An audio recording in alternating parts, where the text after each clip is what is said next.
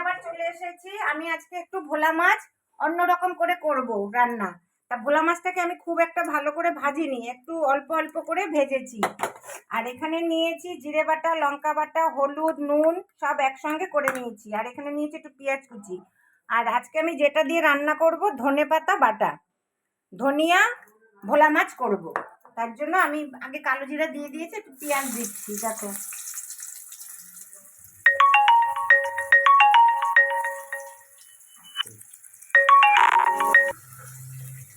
দেখো পেঁয়াজটাও আমি খুব একটা ভাজবো না, এবার মশলাটা দিয়ে দিচ্ছি।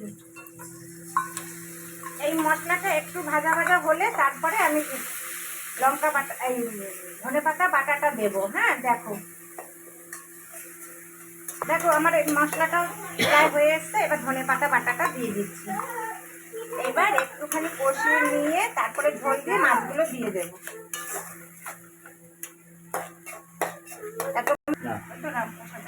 না এবার ঝোল দিয়ে দিলাম। দেখো একটু ফুটে উঠলে তারপরে মাছগুলো দেবো। দেখো কি দিয়েছো সেটা বলো তো।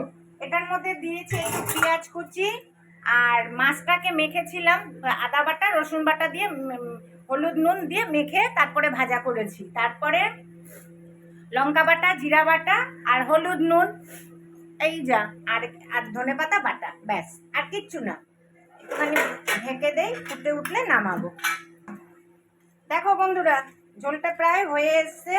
এবার আমি মাছগুলোকে দিয়ে দিচ্ছি। দেখো এরকম করে একটা একটা করে দিয়ে নামিয়ে নেব।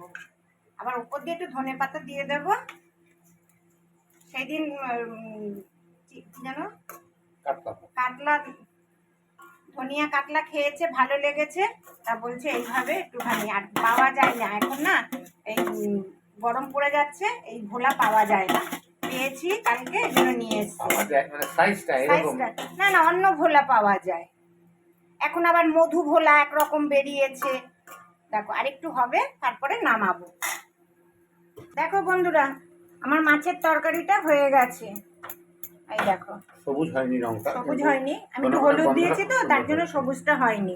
ঠিক আছে, যাই হোক তোমরা এরকম রান্নাটাকে ভালো লাগলে আমাকে লাইক করবে, শেয়ার করবে আর আমার চ্যানেলকে সাবস্ক্রাইব করবে। আর তোমরাও এরকম করে রান্না করে দেখো, নানান রকম মাছ দিয়েও করা যায়। তা আমি আজকে ভোলা মাছটা দিয়ে করলাম, তাই না? তাই আমার কর্তা খেয়ে বলছে ভালোই লাগছে, খারাপ লাগেনি। দেখো মাছটা কিন্তু একটু ভালো লাগলো, মাছটা পাইনি, মাছ পাইনি বলে তার জন্য ভালো লাগছে না। যদি ওনাকে একটা মাছ দিতাম তাহলে ভালো লাগতো, তাই তো। দেখো এবার একটু ধনেপাতা দিয়ে দেব, দিয়ে নামিয়ে ফেলবো। দিয়ে দিচ্ছি। দেখো এই যে বেরোবো বলে রেডি হয়ে সব করছি। দেখো ব্যাস, কে কে খাবে চলে আসো। ঠিক আছে বন্ধুরা, কে কে খাবে চলে আসো। কুট্টুস বাড়ি চলে গেছে, এবার আমি নামিয়ে ফেলছি। এই যে দেখো এরকম ভাবে নামালাম, একটা মাছও ভাঙবে না তাহলে। দেখো